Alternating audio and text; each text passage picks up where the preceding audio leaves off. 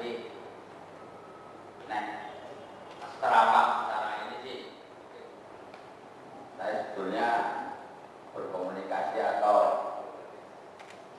bersinergi dengan outsourcing PLN ya. Dan PLN jenenge apa ya? Bagaimana jenenge ini? Jangan jenenge. Ini tunggu-tunggu saya ini bukan berarti saya bisa. Kebetulan karena dianggapnya oleh teman-teman saya mantan atau mantan PLN yang dianggapnya lebih tahu. Padahal pengetahuan itu bersama. Sebelum kita lanjutkan, yaitu perkenalkan sebelah ini saya cantik jelita. Sok lama wajah lama gitu. Tapi tetap mempersona sama baru adalah Bu Sinta Lela dari kebetulan sebagai wakil ketua Komisi D dan juga sebagai ketua fraksi PDIP. Tepuk tangan buat Bu Sinta. Ini kebetulan dengan bisa ketemu karena hari Jumat. Kalau hari Jumat memang kalau perempuan itu rata-rata karena harus Jumatan karena habis melayani di apa? Jadi aku oleh wanita PPP untuk paksa itu. Dan juga saya sendiri adalah Yoga Sukama sebagai sekretaris Komisi D. Dari dulu jabatannya sekretaris itu kan kok sadar kan namanya? Ya, mewakili Pak. Apa? Tapi bukan provokator ya. Ya, provokator. Bapak Ibu anggota DPRD Kabupaten Banyumas Komisi D yang kami hormati, mohon maaf sebelumnya mengganggu aktivitas panjenengan pada bagian ini. Saya beserta teman-teman security atau satpam PT PLN Persero Allian serta cleaning service pada hari ini akan menyampaikan beberapa hal tentang hak normatif kami yang tidak dibayarkan atau yang memang wajib dibayarkan selama 3 tahun ini. Hak tersebut tidak kami terima. Haknya apa? Yang pertama, selama 3 tahun ini sesuai aturan pemerintah atau perundang-undangan pemerintah bahwa ada penyelesaian UMK di setiap tahunnya kita tidak menerima. Selama 3 tahun tidak ada kenaikan UMK sama sekali. Karena anggapan vendor bahwa gaji yang kita terima sudah di atas UMK.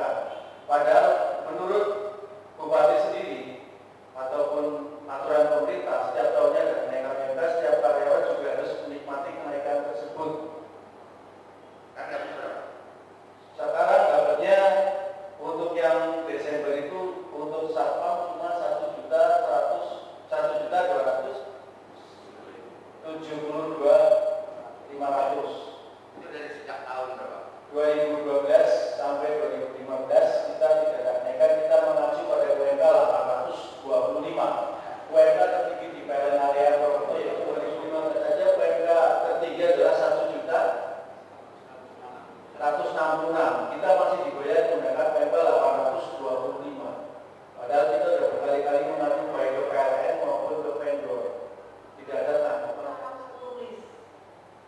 Karena nanti perjuangan ini tidak hanya cukup sampai di hanya daerah Kabupaten Banyumas, tapi mungkin nanti akan kami bawa ke provinsi atau bahkan mungkin nanti ke pusat. Karena tidak menutup kemungkinan persoalan yang terjadi pada panjenengan semua ini juga menimpa teman-teman di kabupaten lain sebagai warga negara Indonesia. Mungkin itu saja dari saya, dan dengan tadi sudah menyampaikan sedikit, sudah dicatat, sudah diterima, kemudian kami nanti sudah menyetujui bersepakat, walaupun yang menerima hanya 3, tetapi nantinya kami akan berkoordinasi dengan teman-teman komisi yang lain atau bahkan pimpinan dewan. Dan ini menjadi satu pekerjaan untuk kami, di mana kami akan mencarikan solusi